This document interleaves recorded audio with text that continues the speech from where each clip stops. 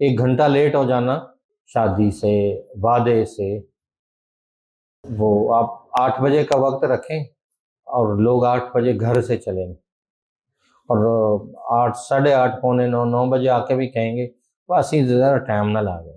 شادیوں پہ آپ دیکھ لیں، وعدوں پہ آپ دیکھ لیں، لین دین میں دیکھ لیں، معاملات میں دیکھ لیں، بے نمازیوں کی کثرت، بازار آباد، آپ کوئی جگہ اڈا چلا جائیں آباد، ہوٹل چلے جائیں بھرے پڑے، بازار چلے جائیں کسی کو جگہ نہیں ہے، ہٹ جاؤ جی، ہر ایک نے بس وہ ہارن بجایا ٹی ٹی، بس مجھے پہلے رستہ دے، میں نے پتہ نہیں جا کے کون سے ملک آزاد کروانے، اور مسجد آئیں تو بندہ ہی کوئی۔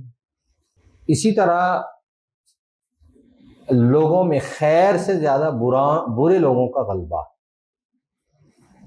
آپ کو بستی دیکھ لیں تو کبھی حیا کا غلبہ ہوتا تھا، جو بڑی عمر کے بزرگ ہیں، ماں بہن کا احترام ہوتا تھا، بڑے چھوٹے کا ادب، چھوٹے بڑوں کا ادب کرتے تھے، بڑے چھوٹوں پہ شفقت کرتے تھے، کسی کی ماں بہن کو اپنی ماں بہن اور بیٹی سمجھا جاتا ہے۔ اب اوورآل دیکھیں تو برائی کا غلبہ ہے، چھوٹے بچوں کو باہر بھیجتے ہوئے بھی 100 بار ڈر لگتا ہے۔